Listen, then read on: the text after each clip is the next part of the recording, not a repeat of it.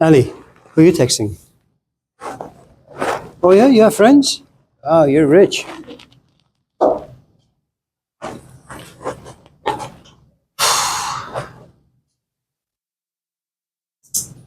You work graveyard? Yeah, I got off at 4 a.m. last night. Oh, you got off at 4? What do you do? Just now processing. Oh, okay. Jordan, how you doing, man? Good, thank you. Matthew, you also go by William? Hello, Mia. How are you? Good. Emiliano. How are the dogs? Good.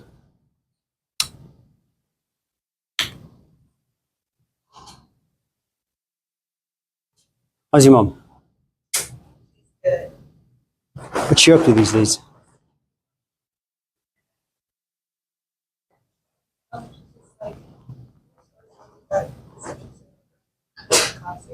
Oh yeah? Good for her.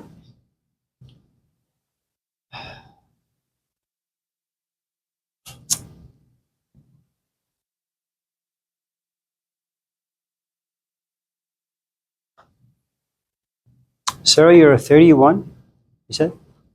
36. Oh, 36. Or is it my 15th annual first birthday? What was that?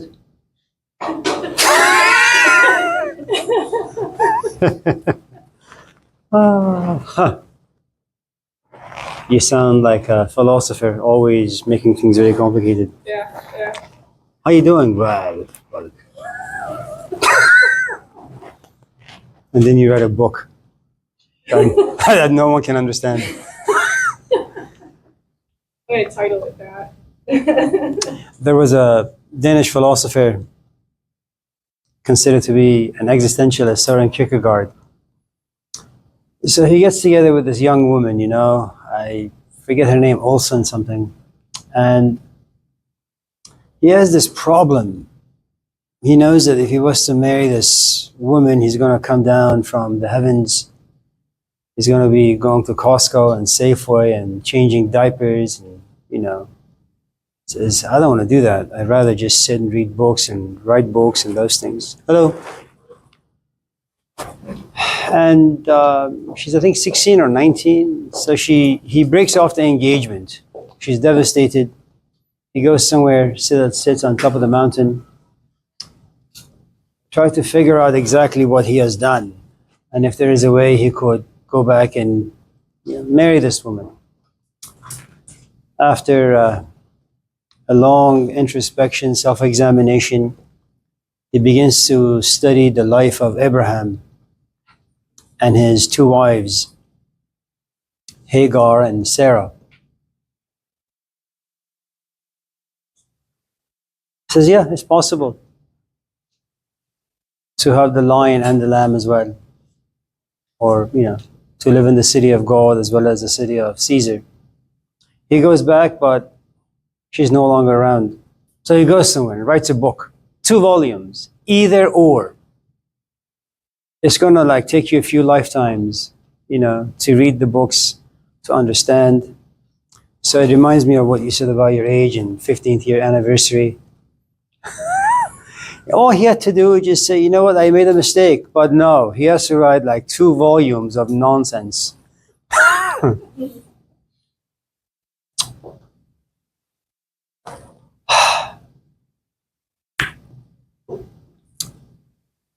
So you guys have any questions, any comments, anything you want to do before we go home? Of course, EJ. So there's a case to be made that people in antiquity were less depressed because they were busy in their minds and their bodies. So I'd like to ask, does depression, especially in the modern age, stem from idleness or some other more malicious force? It's a really, really, really good question. So,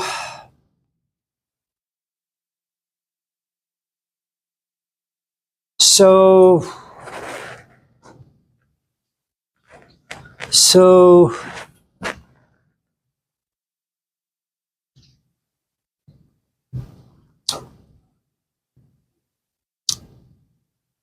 there is a group of folks or people that simply suffer from, let's just say, bad brain chemistry. It's nobody's fault. You know, one of those people, for example, was the wife of T.S. Eliot. At a certain stage in her life, she just kind of got really depressed, became a little nutty. She was institutionalized.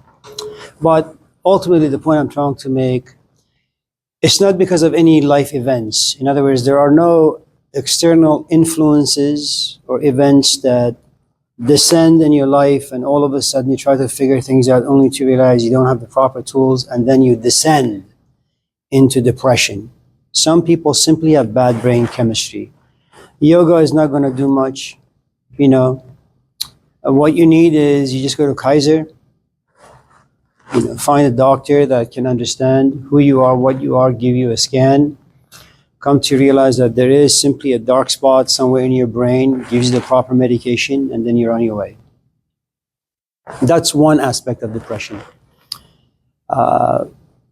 What neuroscience has discovered, in the past few years is that there are some people who are very prone to becoming angry. And it's not because life is offering them bad hands. It's simply because it seems that some of the emotions that live inside us, we inherit from our parents or grandparents. Also that sometimes for, some awful reasons, someone gets a brain tumor. That tumor pushes at a certain part in your brain, mostly the negative emotions. And when that particular aspect of your cortex is pushed, certain emotions manifest. One of those emotions happened to be, say, anger. And so some years ago, there was this husband who goes to his wife and says, I'm not really quite sure what's happening to me, but as the days go by, I feel myself becoming more and more and more angry. And so he goes to the doctor, nothing. There comes a point where he just can't control himself. So one night he grabs a knife and slits his wife's throat. He's given life in prison. Then he complains about having a headache. He gets a brain scan. They come to realize he has a tumor in his brain. The tumor is taken out. His anger goes away and he's freed. So the point I'm trying to make is your question, in as much as it may sound very simple, it's enormously complex, especially given how little we know about how the human body works and the impact of outward influences on it. So number one, depression can be bad brain chemistry. That's number one. Number two, what is life really? I mean, consider your presence in this classroom right now. What am I doing? I'm just talking. Some of you who may not be in the proper place in life, you don't find this stuff interesting. When you don't find this class interesting, you have a different way of looking at the class. You have a different way of looking at me. You have a different way of interpreting the events. That interpretation, and because you're uninterested, creates boredom. That boredom forces you to keep looking at the clock, praying to God that now it's 10:15 and you want to leave. So that's what life does. And it doesn't need your consent. Life creates events, and you have no choice but to interpret them. That interpretation depends on how you have been wired. Let me give you an example. Just before the Industrial Revolution, around the 17th, 18th century, we have been warrior cultures. Your dad kisses you goodbye in the morning, never comes home. You ask your mom what happened. He died on the battlefield. You don't need therapy. You don't need drugs. It's just a way of life. You misbehave, parents spank you. When I was a kid, we lived next to a prison, about maybe a couple of blocks. Every time I got caught lying to my mom, she would put salt and pepper in my mouth, drag me in the streets while I was like screaming. I mean, drag me, literally. I'm gonna just push you into the system. You're gonna spend the rest of your life in this cage. Now, here are my friends, here are the neighbors. No one intervened. No one called SPCA. Why? Because that form of punishment was okay in my culture at my time. Did I interpret my mother's action as barbaric? No. Did I need therapy for that? No. So the way you interpret certain events really, for the most part, depends on where you are, who you are, what you've been exposed to. Okay? Now,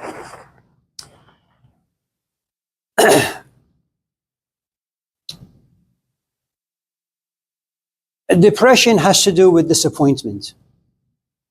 I'm not talking about the bad brain chemistry. That you walk into this classroom, okay, and you're expecting something. I'm going to learn about Plato and Descartes and Hume and Heidegger. And before even coming into this classroom, you're attached to certain outcomes. Now, where that attachment comes, that's besides the point. You have your assumptions, you've read a few funny books, you've had some lousy friends, you assume that you know what philosophy is and how it should be expressed, so you come to class with certain expectations. And those expectations are not met according to you. Okay? And so instead of having a positive experience, you begin to have negative experiences. As these negative experiences begin to accumulate, sit on top of another. Come Tuesday morning, you know you have class, but you're kind of sad and depressed. I don't really want to go to class. It's boring as hell, you know. So another aspect of depression has to do with the fact that Assalamu alaikum. You come with a good amount of expectation, they're not met, you're sad, and as your sadness grows, slowly you descend into depression. There is another aspect of depression. Now, let's say that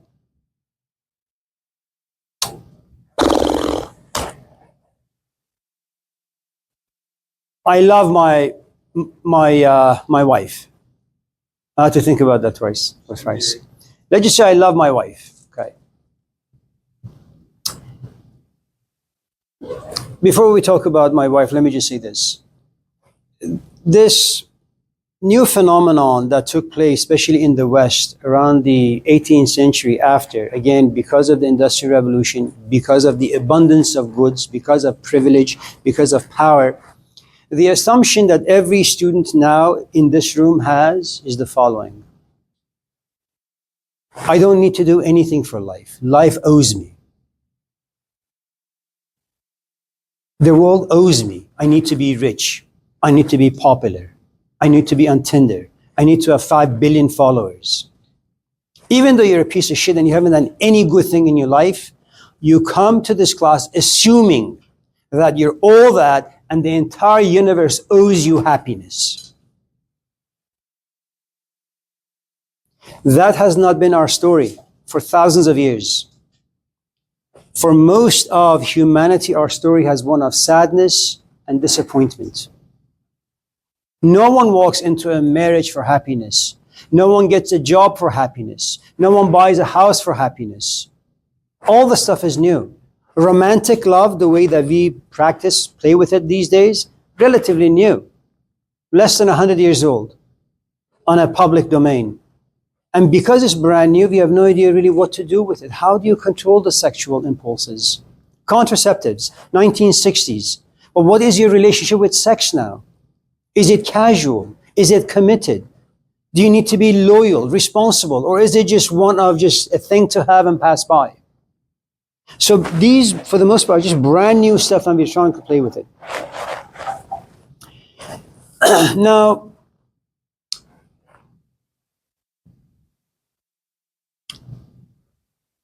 given the fact that all of us assume that life owes us all the wonderful things, and we should never be betrayed, and life has no power to disappoint us, once in a while we come to realize that in fact life does disappoint us.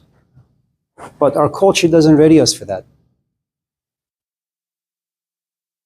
You raise your hand, and even if your question is stupid, your instructor can say, put your hand down. That's a stupid question. We say, oh, that's beautiful. You know. So we clump everything together.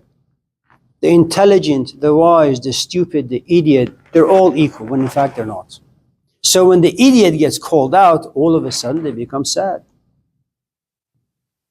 Okay. So, what usually happens when life gives you an event, initially it's a puzzle. What am I going to do with this essay? Am I going to pass this class? Well, because if you want to live life, you have to be a problem solver at whatever. If you're sad, if you're angry, some people smoke weed. Some people get drunk. Some people find themselves in a UFC ring. Some people take classes. So we all have our own way of dealing with stuff, okay? Now, what usually happens is when you have a puzzle, you try to figure things out. How do you try to figure things out? According to what you have. You can't go beyond what you have. If you've never read a book, if you don't know how to think, the best you can do for this class is to write an essay that's about 2 pages long. If you're not trained to give a shit about education, well, you're not going to read the directions on the guidelines as to how to write the essay. You're supposed to write an essay for each of the audios on the module. Not just one, each. So when you get a D, the complaint is, well, you didn't explain this to us. But what the fuck? Can't you read?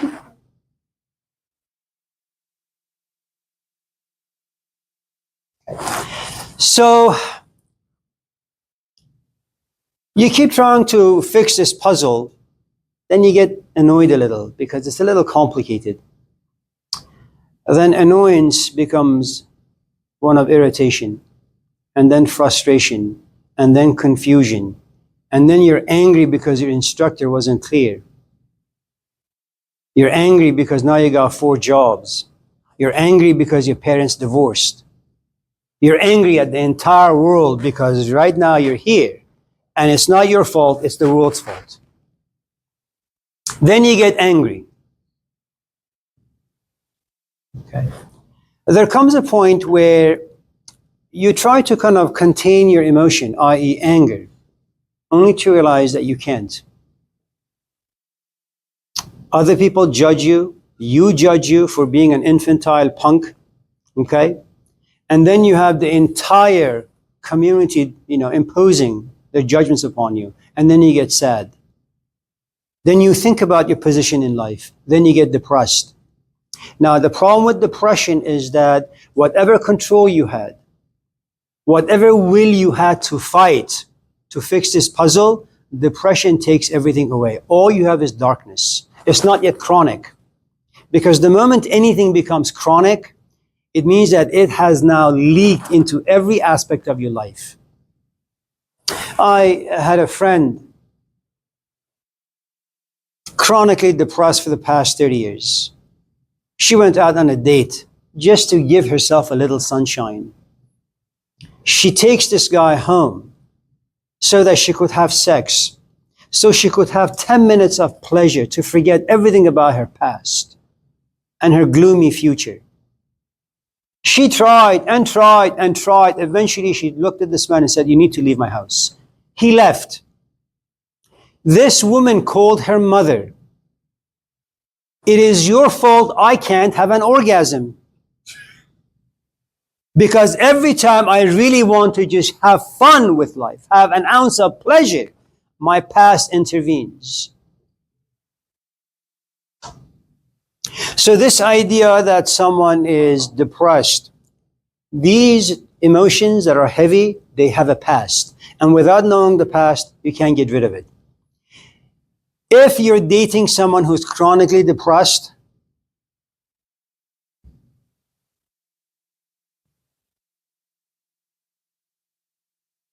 maybe once in a while you want to visit them, buy them groceries, but leave them.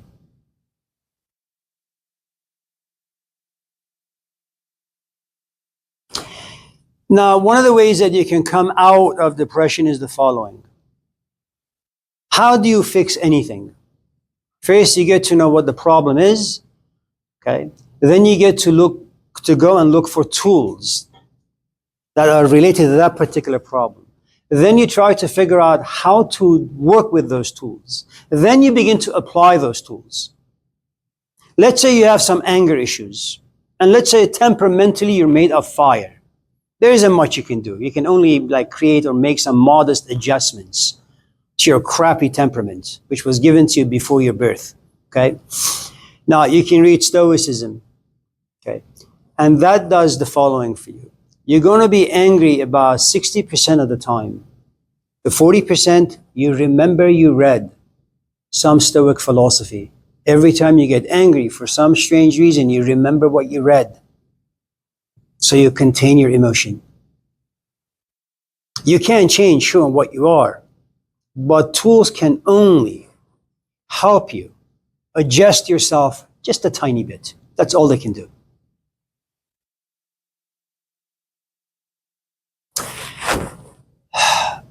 You guys can experiment with this and forgive my very awful and ridiculous analogy, but just go home and do it if you wish. Let's say that one of you in this class or all of you are addicted to porn. And yes, it's enjoyable. At the same time, there is a hint of guilt about you. You want to watch, but you feel bad. You also read recently a book by Simone de Beauvoir about feminism. Here you are watching porn and you realize that this woman has been objectified, used as an animal, and then trashed after 10 minutes, right? But there is a part of you, which is very normal, very organic, that says, yes, this is really, really fun. This is enjoyable. At the same time, there is this other part of you that's guilt-driven because you expect more from yourself. But there are two conflicts. An EJ who wants to be better, and EJ who's a scumbag. Okay? All of a sudden, this EJ who wants to be better wakes up. How, why, when, who the hell cares? How do you combat this EJ that's addicted to porn? Go grab yourself some Bibles. Put them right there in front of you. Not because you're religious, but because the concept of God and religion, they do something to your interior. Bring whatever object you categorize as being sacred. Okay? And all of a sudden what you realize is it takes some time for the Bible to kick in. And then you realize, well, your pleasure is being delayed. You can't gratify yourself. It takes a lot of work. And there comes a point where you say, you know what? Screw this. I give up. You walk away. Just in case you forget that you have these Bibles on your shelf, you will continue giving yourself pleasure and then walking away and then feeling guilty afterwards. Okay?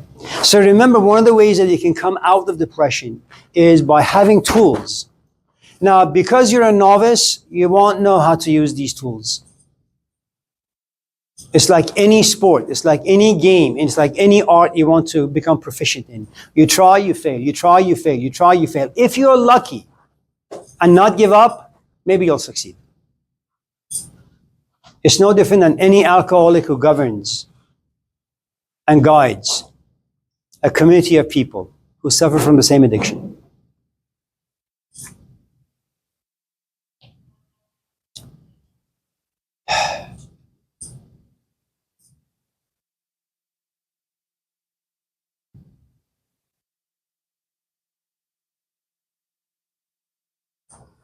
I'll tell you an episode that took place many centuries ago.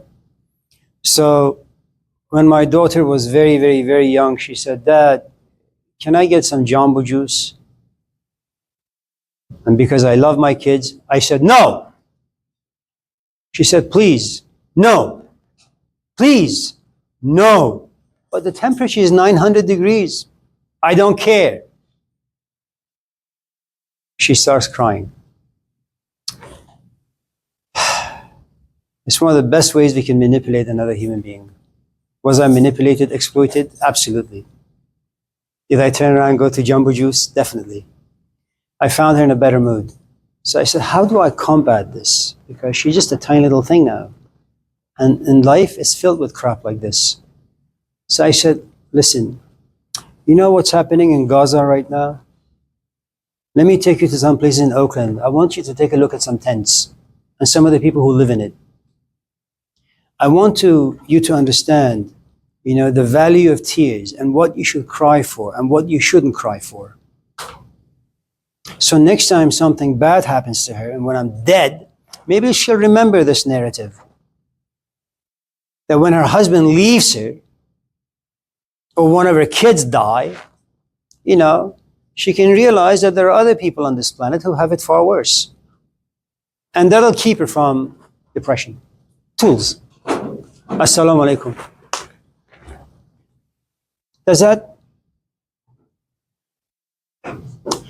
You gotta understand, man, life is just nothing but sadness and disappointment. Ask Lay, she'll tell you. From the moment you wake up to the time you go to bed, it's just struggle and strife. Once in a while, the sun will come out. And, well, you can't really get a tan because you'll probably just burn. Once in a while, the sun comes out, you get a tan and you go your way. You look like me. Other time, it's just cloudy. You got to walk with an umbrella. That umbrella is called philosophy.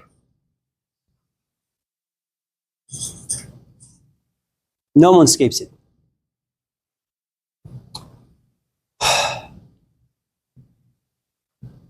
Yeah. So, we must have a big issue here. It seems like we gather stress and pain and sorrow, but we tend to have struggles finding an outlet for it. And then when you find an outlet, it seems like you realize that that's why you need to go walking or working out, breathing for a moment, right? If you look at some of our best thinkers and writers, consider someone like Karl Marx, someone like Nietzsche. Nietzsche tried to get married, but he was rejected.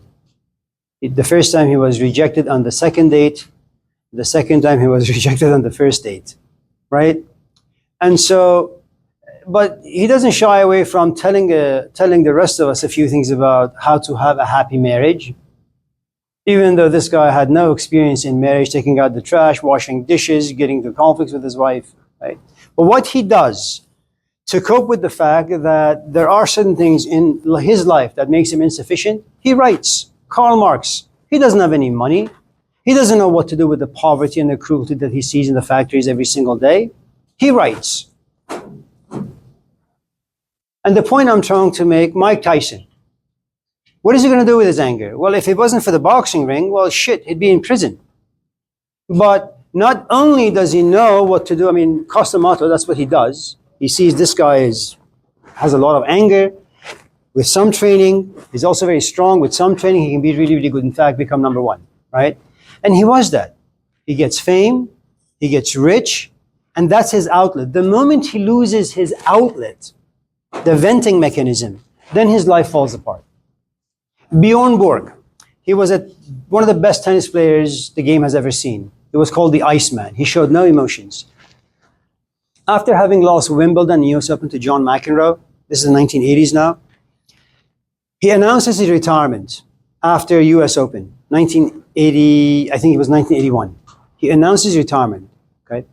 Now, if you've been playing tennis, if that has been your identity for the past 20 years, and all of a sudden, that is no longer speaking to you, working for you, you know what he does? He takes 50 sleeping pills. He commits suicide. His marriage falls apart. He gets into a few flings. He has a kid out of wedlock. Nothing wrong with any of that stuff.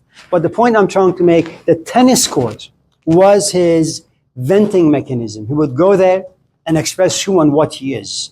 Life on the outside would never touch him. His entire life was surrounded by this defense force called tennis. The moment you lose that, then life infects you. But you can't wrestle with life with tennis. It doesn't work that way. You're 26 now. Your body's a little frail.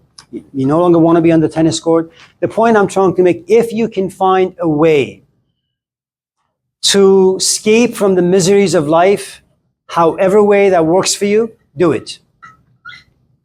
Now, there are long-term escapes and there are short-term escapes.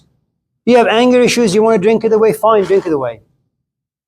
But your anger isn't going to go anywhere, and you'll probably become an alcoholic. Your wife will leave you. You want to smoke it away? Hello, Tierra, right? Yeah, you can smoke it away. But eventually, short memory, something happens to your brain, your kidneys, your liver, all this and that. Okay? You become addicted, it becomes a habit, a routine. The point I'm trying to make that in trying to cope with the disasters of life, you have two options. Take the easy way out, or take the more complex, complicated, but well worth it path out. Get to understand the issues, get to understand yourself a little, find some tools, and wrestle with them. That's all.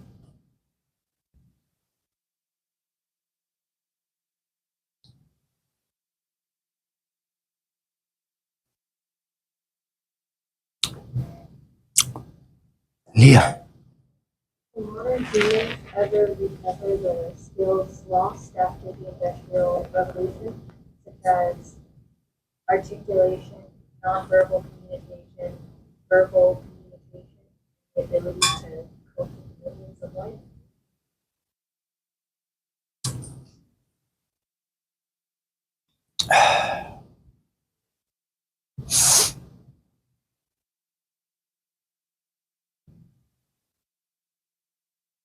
You ever watch that movie, The Horse Whisperer? Robert Redford played in it. He died a couple days ago. So what you have is a guy who used to live in Chicago. He came from someplace, Wyoming. They had a ranch, cows, goats, sheep, horses, mainly horses. Someone advertises to him that if he goes to the University of Chicago, he can be famous, he could be rich, he could be successful, he could be happy. And like the rest of us in this class, we fall victim to various forms of advertisement. So he fell victim to it. So he leaves that life of simplicity with its own unique set of complexities behind. He comes to Chicago, gets married there, has girlfriends there, drinks there, smokes there, has sex there, has lots of fun there. At a certain point, he comes to realize that he's been contaminated, that he misses the simplicity of life. He misses who he was when he was occupying the ranch. The city life makes him vicious. You know, it's kind of like what Jean-Jacques Rousseau, the French philosopher, had argued around the 16th century or so, that I'll give it to you in a more poetic version by a man named Baba Tahir in Iran. When you're poor, you have one blanket and you share that blanket with your companion. It's equally poor. When you're rich, not even 5 blankets will suffice. Because you say, I have 4, he has 5. I want 5. So you can't even have fun, be comfortable with the 5 that you have. You have envy inside you, jealousy inside you, anger inside you, frustration inside you. And so what he does, he gives up his position in Chicago and goes back to Wyoming.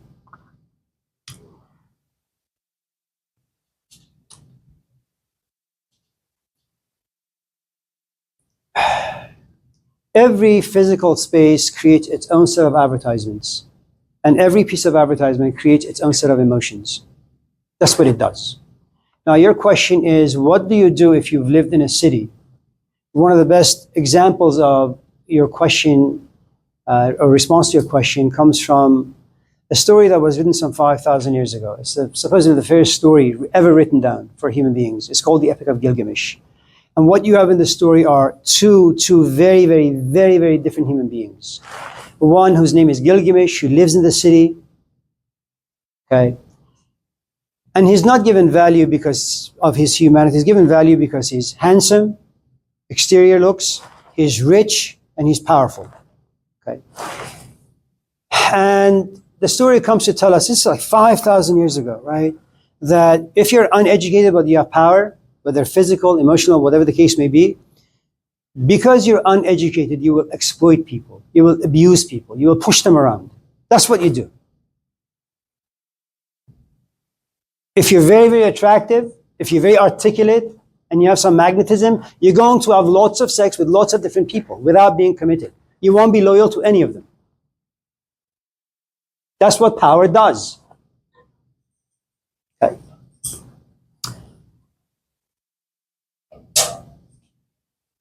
Something happens to him, which is the gods up there look down and say, you know what? Gilgamesh is a really, really good human being. He has the potential. And we can't wait for this potential to all of a sudden come out on its own. We need someone to walk into his life, train him, so that his humanity can eventually come to the surface. And they do. They create a man named Enkidu. Now, Enkidu does not live in the city. Enkidu lives in the forest. So in all ancient literature, what you have, city happens to be the place of corruption, whereas the forest, the trees, the river happens to be the place of innocence and purity. Now, if you want to contaminate the forest, take the city life in there. If you want to purify the city, bring the forest in there. But the forest is not going to be housed in the city. The city is far too powerful. So what you do is this. Once in a while, you walk into the city, okay? And you look at the environment. Who is valuable? Who has the potential? Who is ready? I mean, look, imagine you go to a party, okay? Now, you're no longer 18 or 19 or 20. You've understood yourself a little bit better. You know what you want. You know how pleasure works and what the anatomy of pleasure is, how it comes about, how it dies. You also know the nature of men. That at the age of 19, they suck. 20, they suck even more. 30, they suck extremely, right? So when you go into a party, you say, you know what, those 50 over there, 18, I'm going to dismiss them, no good. They're men, they have potential, but that takes a lot of work on your part. So, you focus on those who are 35 and over. And then you begin to interview them. Because you don't want your time to be wasted. You don't want to give your energy to useless people. You don't want to have meaningless conversations. You've entered the stage in your own maturity where you value yourself very, very differently than the way you did when you were 18. So Enkidu comes down, okay? And then something happens to him where he goes back, he goes to the city. But here's a trick with Enkidu. He doesn't forget who he is. If you read the story of Malcolm X, one of the things that happens to him, even if you even haven't read the book, but you've watched the movie played by Denzel Washington, there's a shower scene, okay? And he's dyeing his hair like blonde or yellow. And Reggie goes to him and says, what are you doing? Why are you so ashamed of your past? Be proud of being black. And the point I'm trying to make is this: Malcolm had forgotten. Reggie is the Enkidu who reminds him. Now, this reminder comes at a great time because Malcolm is ready. He's in a prison system. He's caged. He is open to all sorts of possibilities. Or American History X. A racist, white nationalist fellow gets rescued by a black man. He's ready to listen. He's purified. Okay. So if you're talking about, do we in this class have a chance of going back to forest-like style living? The answer is no. Do a few of us have a chance? Maybe. But for that chance to prosper, you need someone from the outside to take you, okay, and then house you, nourish you, protect you. Once something about you has been magnetized or crystallized, it's like a diamond. Put in a mountain, add a lot of pressure, it becomes a diamond. You can put this diamond in a piece of shit, it'll still be a diamond once it's clean. It doesn't matter. Once something about you has solidified, then you can go back to the city. Nothing's going to happen to you. If you have ever watched this movie, have you watched it, seen it, the movie? Pretty Woman? Richard Gere. I mean, even at this age, he is quite hot, wouldn't you say? And Julia Roberts, she's not as hot anymore. Now, what do you have in the movie? Julia Roberts plays the character of a prostitute. Have you seen the movie? Prostitute. Now, what does it take to be a prostitute?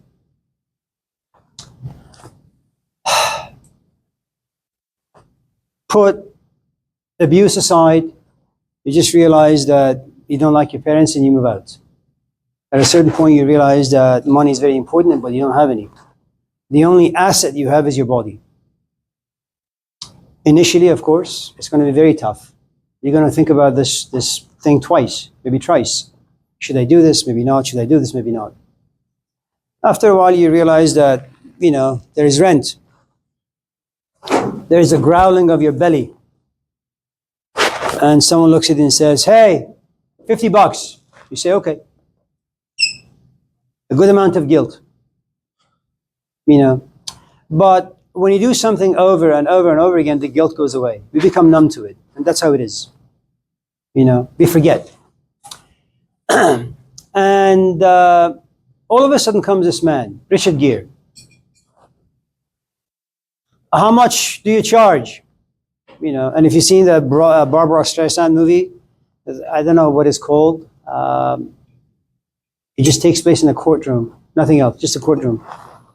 Where she looks at the judge and says, I charge $500 for a blowjob.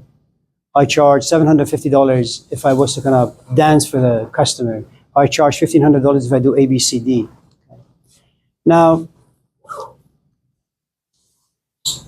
when she's asked, how much do you charge? She says, about $1,000. Now, Richard Gere is the CEO of this company. He says, no problem, I'll give it to you. Now, he takes her to his hotel room. Now, she's a prostitute, okay? And she's about to undress herself as well as him. But he says, no, let's have a conversation. Now, that doesn't make any sense. I mean, you're there just to have sex, just to give someone some pleasure and then go home. But that's not what he wants. He wants some intellectual intimacy. He wants some emotional intimacy. The physical part comes later. And when she is comfortable, when he is comfortable, when he comes to realize he actually likes her and she actually likes him, they have sex. She's about to leave in the morning and he says, where are you going? Let's have breakfast. There comes a point where he falls in love with her, but he denies it. How could I, in my position in society, fall in love with a prostitute? He can't accept that. She falls in love with him and she tells it to him. She's got no shame. Eventually, she leaves him. But she doesn't go back to her profession. She can't be a prostitute anymore. You know why? She's been baptized by love. She's become monogamous now. Is it possible for you to go back to simplicity? Absolutely. The question is there someone out there who takes interest in you, who's willing to spend time on you, and give you things that will force you eventually to lose interest in everything that society has to offer? You don't need to leave for the forest. You don't need to go to Yosemite. You can stay in Oakland and yet not be part of it.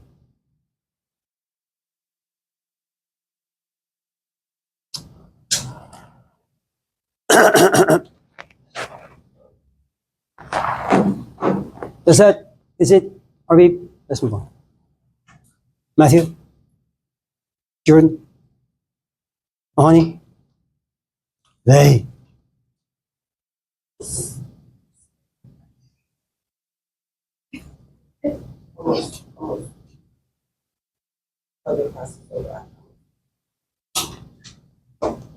Now that is non-verbal communication. Ali?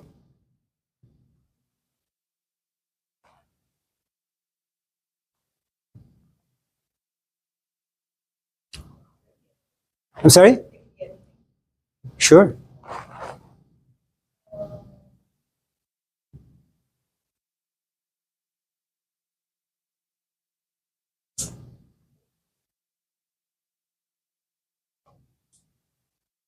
Is it bad to want more? And like, Hey, can we just stop there?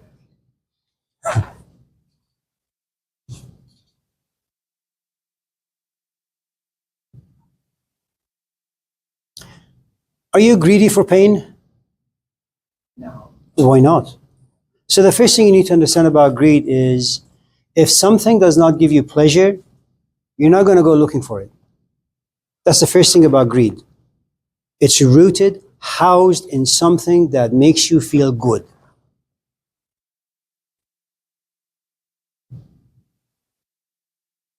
Let's say you want some ice cream, and it's been a while since you've had some.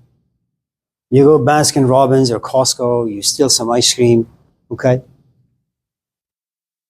You take a lick, it's beautiful. But your desire has been satisfied. Why not throw it out? Well, because you want more of it. Are you greedy? Absolutely. Is there anything wrong with it? No. There is another part to greed, which is biological. I mean, look at our position.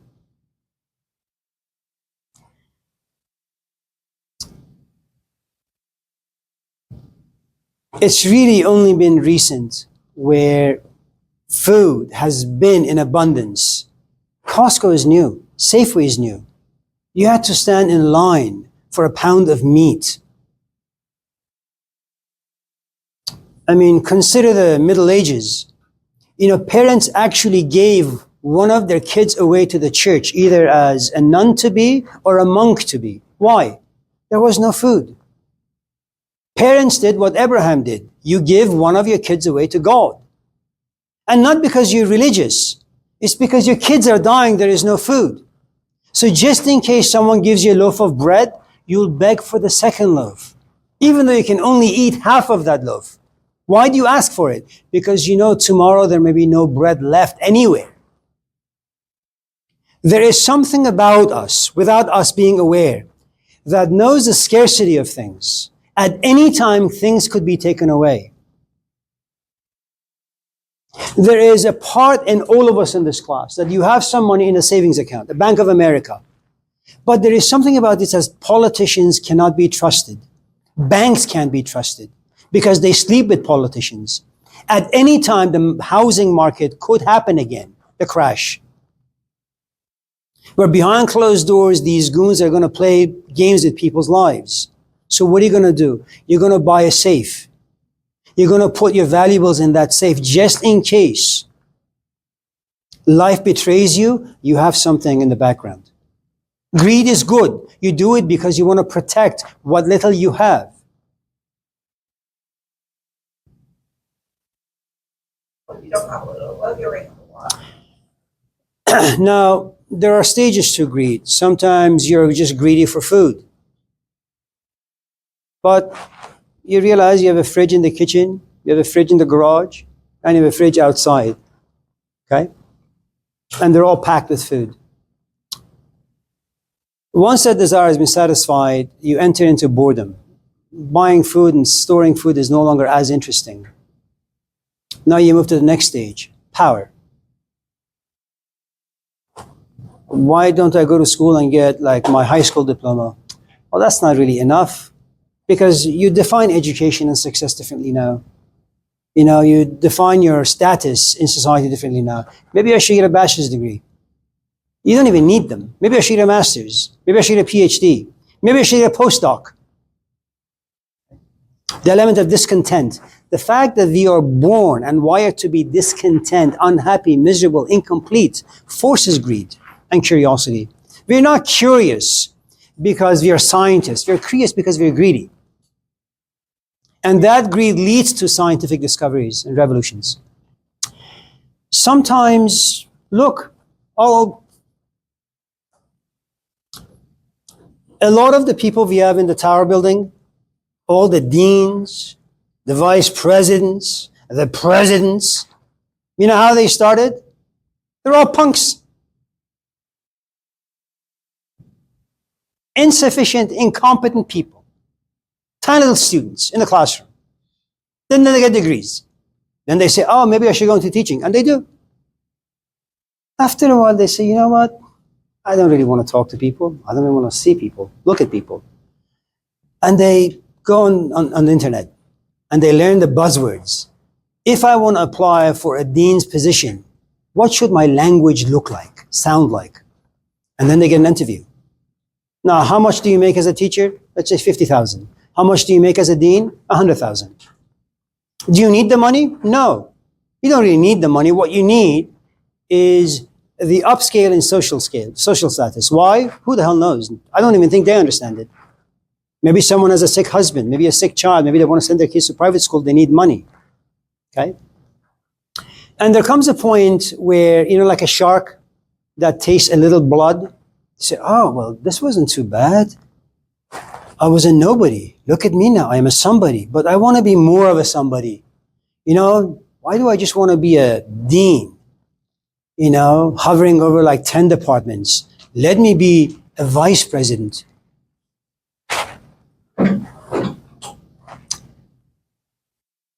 And once I become the VP, I can have power over everybody. And how much do you make now? About 200. And you kind of learn the language, you learn how the system works, but then your appetite grows. So, oh, well, this is easy enough. I wonder when the president is going to die, so I can apply for that position. And they do, and they get the job. I've been here for 23 years now. Do you know how many faculties have become deans, and how many of those deans have become VPs, and how many of those VPs became presidents, and how many of them coveted the chancellor's position, which is about $500,000? Do they need the money? No. Do they need food? No. Do they even know why they're forced or propelled? No. It's mostly unconscious. Is it envy? Maybe. Jealousy? Maybe. There are lots of reasons.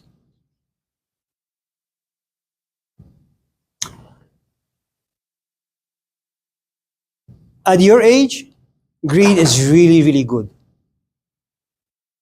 If you have a brother, let's just say, who has a PhD, married with 5 kids, you should envy that.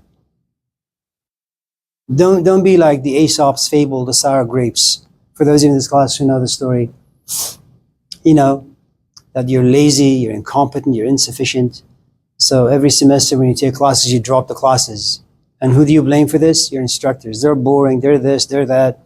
This stuff is uninteresting. Who cares about any of that stuff? It's about your future. It's about your understanding, awareness that if you want to succeed in society, you need degrees. And then at a certain point, you look at your brother and say, you know what? He has everything I'm looking for. He has everything that I want. That envy pushes you into taking classes. That envy will push you into looking for the right companion with whom you can be in a committed relationship. So there are some greeds that are really, really, really, really good. And there are some greeds that are really, really, really, really bad. Let's say you get into a stage of philautia. It's this stage of love, which we'll talk about at some point in this class. It's about self-love. You have a physical body, there's nothing wrong with you getting to know it a little bit. There's also this temperament that you have. Okay? There's nothing wrong about you getting to know astrology a little bit in hopes of getting to know yourself a little bit better. You also have a body that lives in society, and you want to know how society impacts you. There is nothing wrong about knowing society, about knowing its politics. You also desperately are looking for a man. This is like in the future. There is nothing wrong with you all of a sudden spending the next 2, 3, 4, 5 years of your life trying to figure out how relationships should look like, what the tools are, and what you need to get them. That greed is actually quite good. It can benefit you.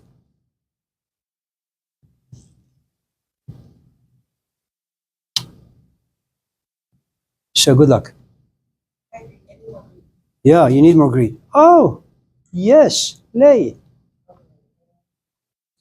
Competitiveness, it seems like something like makes related to our comfortability. So what does it take uncomfortability to make someone like break a repetitive behavior? Like how you described in Pretty Woman, it seemed like he broke the behavior of her just like dealing with people physically. he wanted to deal with her on a bit more mental, like her ex capacity. So does it take uncomfortability for someone to break like a repetitive pattern? It depends what the repeat is. It depends where you are in life. Let me give you an example. If you and I are married, can you imagine that? No, so carry on. You can't imagine that? May I ask why? I'm not your type? Well, I am offended. And I mean, you're my type for a teacher, but not as a partner. Well, let's explore that a little. I was raised by a lot of older men, so I'm not attracted to elder men. First of all, I'm not that old. I mean, looks can be perceived. Oh, I was just I'm really with this. I'm so sorry. I'm so sorry. Let's just say that you're not my type. Let's go with that. Where are you going? We're class Student partners, body. classmates. Bonding? For your class. We're class. Of course, We don't yes. sign. Fine. Let's say, Lay, that you and I, in this scenario, unfortunately are married, and we have a son who happens to be Devante.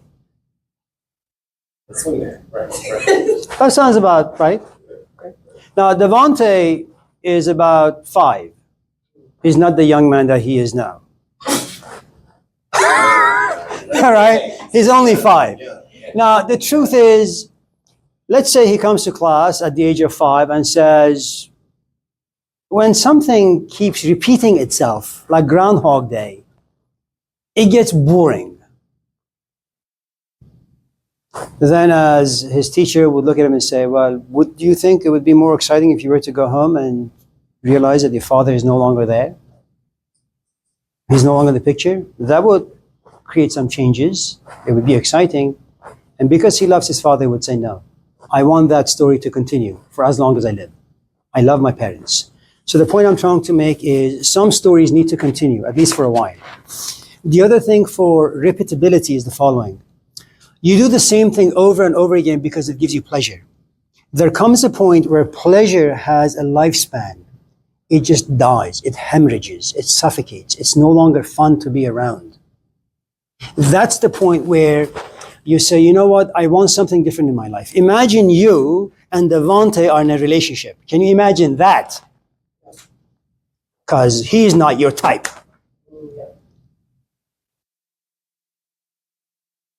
Excellent.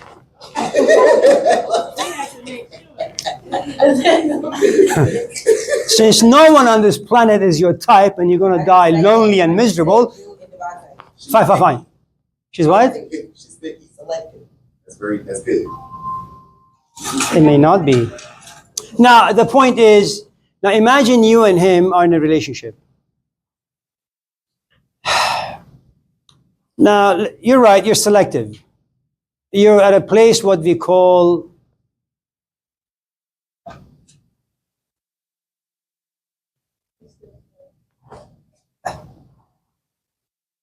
I'm at a place where I call pragma. No, please, no need to cross your legs. Pragma. It means the following. You're at a place where you're ready to be in a committed relationship. Loyalty, commitment, trust.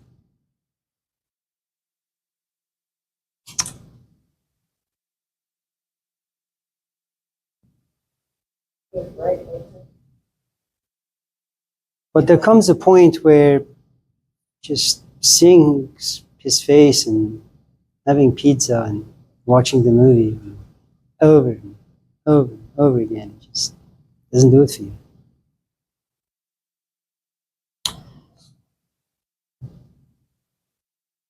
And then you may want to leave him for some excitement.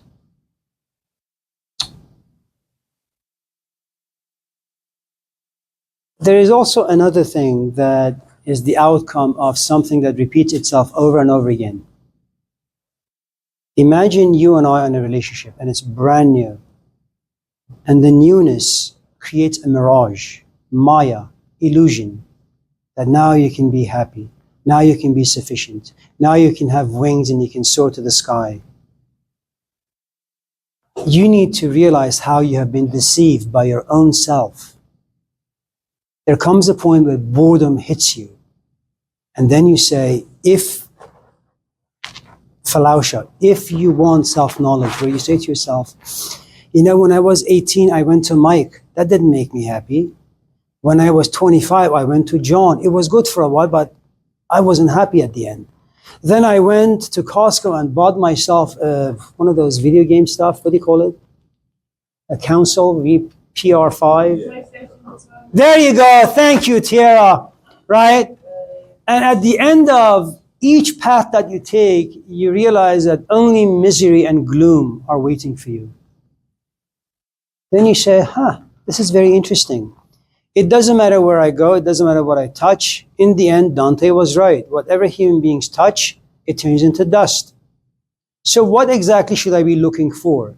Now, the truth is pain pushes people in two very, very different directions. You don't need to write this down. Just look at me.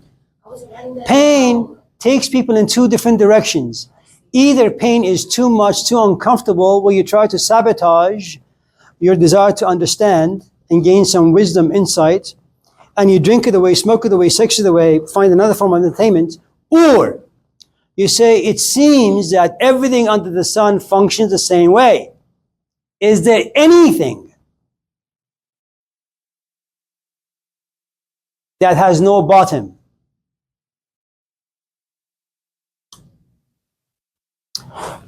If you take the second route, you'll end up like Angela Davis. She's about 83, 84 now. She does Pilates every day. She walks her dog when she's not going places giving lectures. You know, she's almost a 90-year-old woman. You know what she does? She talks about social justice. I like human history. I like to read history.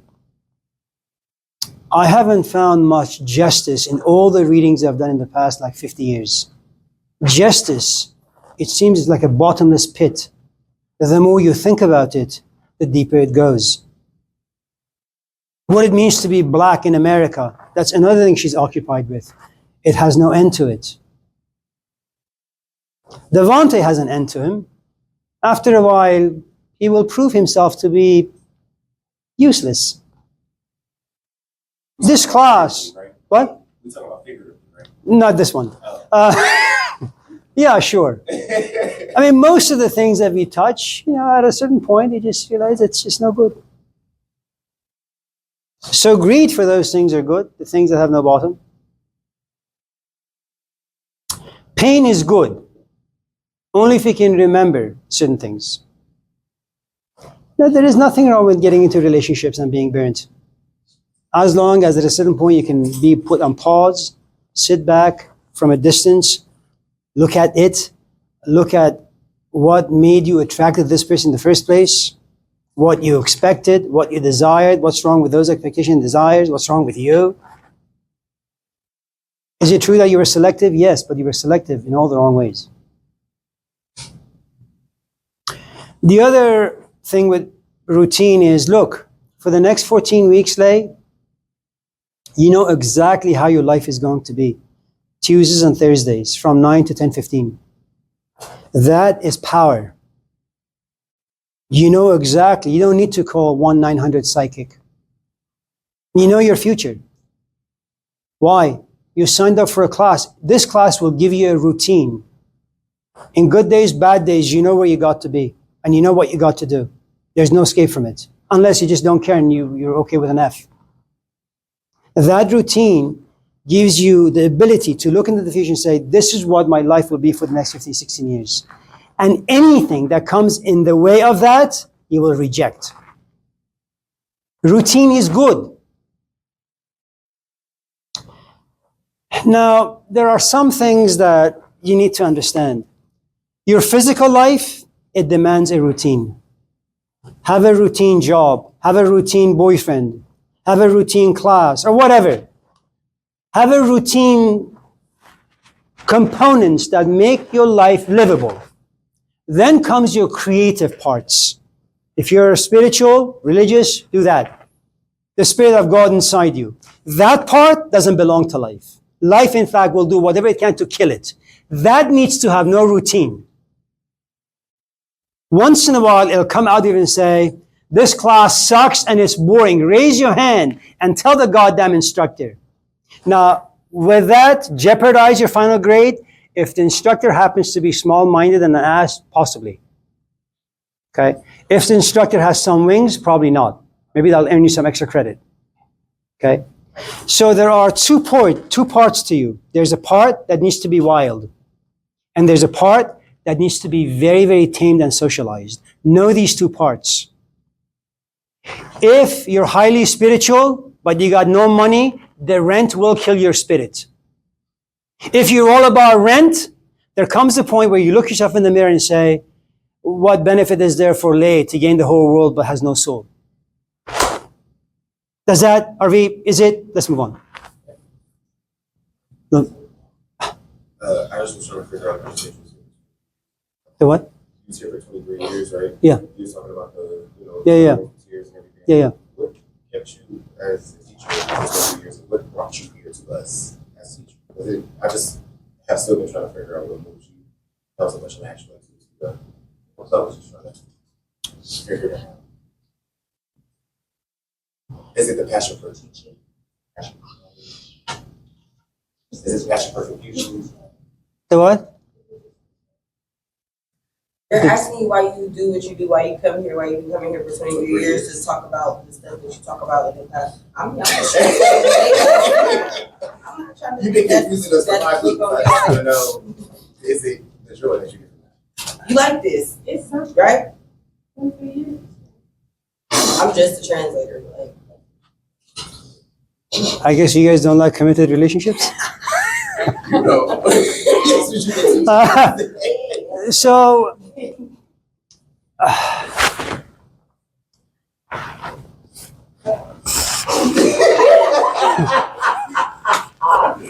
It's a little warm.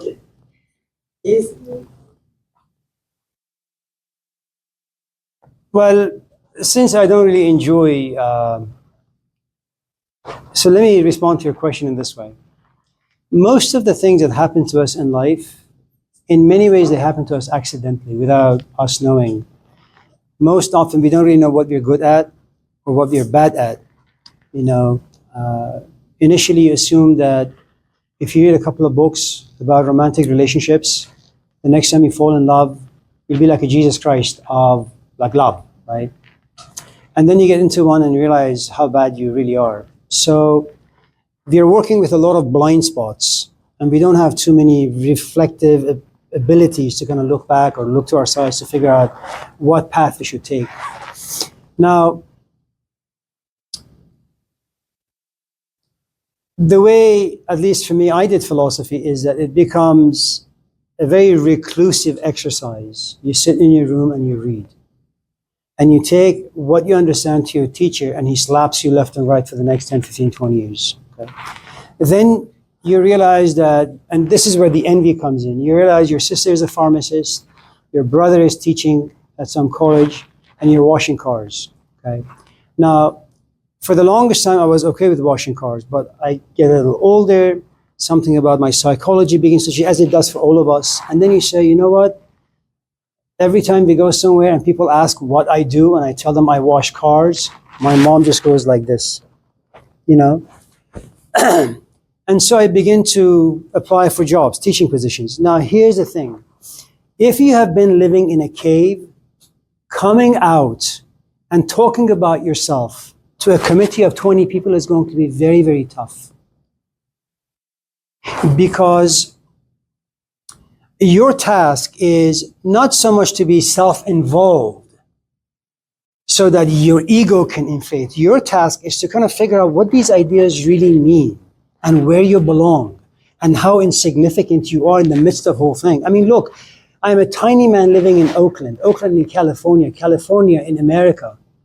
America in this grand scheme of things called life. America it's just a dot. I'm a dot. And so when you go to an interview, any interview, whether it's Home Depot, whether it's education, whether it's Neiman Marcus, it doesn't really matter. The task of an interview is for you to sell yourself like a prostitute. Why? Because it's not just you who's being interviewed, they're interviewing like 50 people. You need to shine. So when they ask you, why do you think you're qualified? Well, shit, look at me. I'm great. That's what you got to do, okay? And if your temperament is not like that, if your training is not like that, then they're going to ask you, well, do you think you're qualified? I say, well, shit, I'm really not Socrates. I mean, who's really qualified to teach this stuff? Certainly not me. And that's a closed door. From that point on, none of the committee members are going to listen to you. They just know that since you have such low self-confidence, you're going to suck in the classroom. Okay? And so what happens is you go through 20, 30, 40, 50 interviews. And there comes a point where you say, you know what? This is who I am. I'm not going to go to a committee and tell them things that are not true about me. They ask me what books I'm going to use. I'm going to say, I don't believe in books. And I don't give a shit what you guys think. And let me tell you why I don't believe in books. A, B, C, D, E, F, G, H. And then you realize something really, really interesting. And you don't give a shit, not because you're depressed, not because you actually don't give a shit. You don't give a shit because you really understand things really, really, really, really fucking well. Okay? You realize the educational system in America. You realize the forces, okay, imposed upon just regular human beings, right? And so your language becomes a bit more human, a bit more relatable. And so the moment you start not giving a shit because you understand things well, then you get interviews. Then you make fun of the questions as well as the committee members. And they begin to like you. And you go home saying, that doesn't make any sense. I offended him and him and him and him and her, and they call me back. Why? Then you get the second interview. That's with the president and the vice president, okay? And you make fun of them as well, and they like you. Now, then you get the job, then you walk in the classroom, but you don't know how you're going to be. You've read a lot of books, you've written a lot of stuff.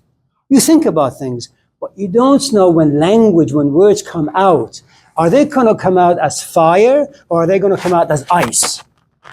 If your words come out symbolically as ice, it means you're going to get boring, the students are going to get bored, and the classroom is going to be lifeless. If, on the other hand, the words come out and there is passion and fire about them, then what you have is excitement.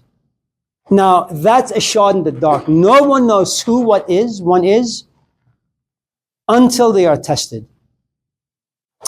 I wanted to be a tennis pro. So one night I'm in Davis, I'm playing with the tennis wall, you know, and so I'm just banging at the wall and the ball keeps coming right back to me. And there is this Japanese guy next to me. His name is Tiachi.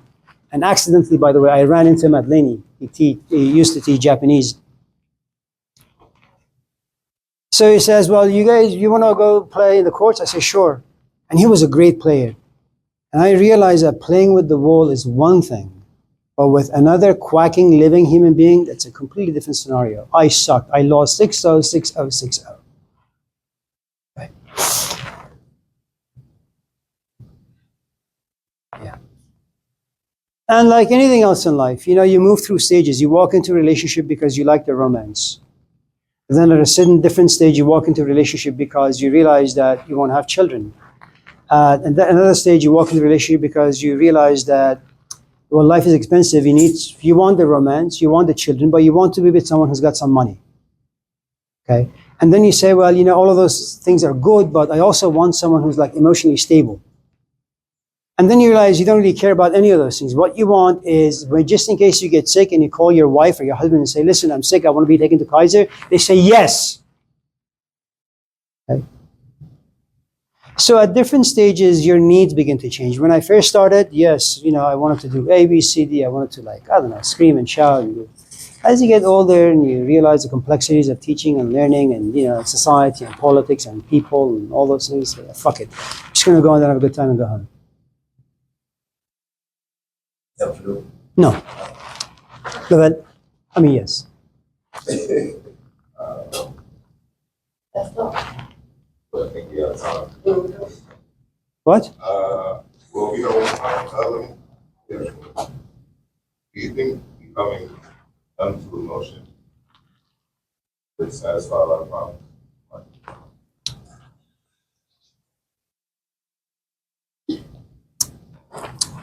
in 19 or 2000, I think, 16 or so, Bayern Munich and Real Madrid were playing for the UFC Cup. That's soccer. And so at a certain point, Ronaldo kicks the ball, the goalie stops it, but breaks his wrist. Okay. What happened, because he was the best goalie at the time, they sprayed some stuff on his wrist, the pain became numb. Okay. He couldn't feel it. Once the game was over, he was rushed to the hospital and he had a cast on. It was broken.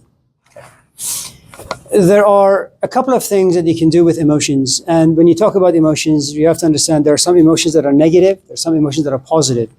There are some emotions that are initially negative, but as you are with them, you realize they're positive. There are some emotions that are positive. As time passes, you realize they're negative. Okay? Like you're going out with this guy or this gal, initially it's really, really positive, and then the shit comes out, positive things into negative. Okay? And then you go out on the flip side, you go out with someone, they ask you all these difficult questions, you say, man, what a piece of shit this person is. As time goes on, you realize, man, these questions are really, really good. So oftentimes we're deceived by the ways we feel and think about things. Okay? Now, you and I don't really try to repress or push away positive emotions because they're good, because they give us pleasure and we want more of them. So the emotions you're talking about are the negative ones, the ones that are traumatizing, the ones that are negative, the ones that are painful, disturbing. Now, there are two ways you can deal with them. You can either try to understand them, which takes a lot of work, okay, or you can try to dismiss them. In dismissing them, you can numb yourself from witnessing them for a few days. Okay. If, on the other hand, you try to understand them, they will have no power over you for the rest of your life. Now, just in case you want to choose the second path, which is you want to understand them so they can have no power over you, you need to be at the right place in your life. One of the best movies was The Burning Bed, I think with Farrah Fawcett, now dead, of course. She got married to this guy. She didn't know he was abusive. It was at a time where you could really divorce your man. He would drink and he would hit her. He would drink and he would hit her. And this would happen over and over and over again. She had 2 kids with this guy. She came at this point where she was ready to leave him for good, and no amount of begging would do. So one night, she takes the kids out of the bedroom. They leave out the window. She puts some gasoline on the carpets and the beds, puts a flame to it, kills the guy, burns him alive. She's taken to court and she tells the jury and the judge her story. Her case is dismissed. And the point I'm trying to make is this. Imagine that you have an emotion and that emotion is your abusive companion. You have 1 good day, 10 bad days. 1 good day, 10 bad days. 2 good days, 5 bad days. Okay? And you want to get rid of it, but you can't. You're not in the proper place. Now, you have imaginations and desires. I want to leave, but it's not going to work out because you just don't have the emotional readiness and you don't have the intellectual or physical tools. If you don't get chronically depressed, there comes a point where one morning you wake up and no one knows how this happens. No books can help, no teacher can help, no one can give you anything. Okay?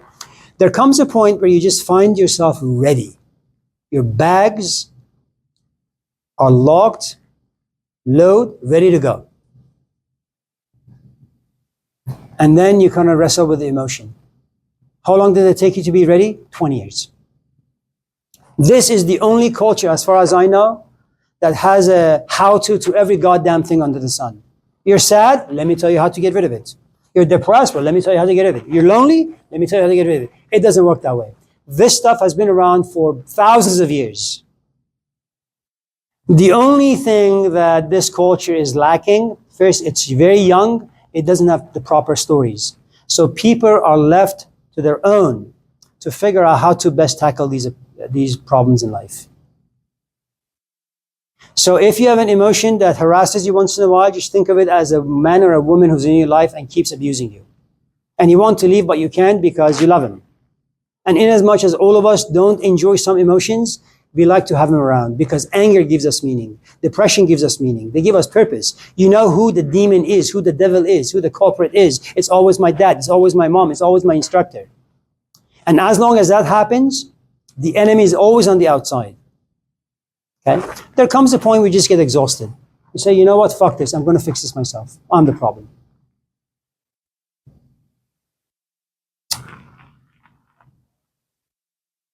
Well, another miserable day. It's good to see all of you. Take care.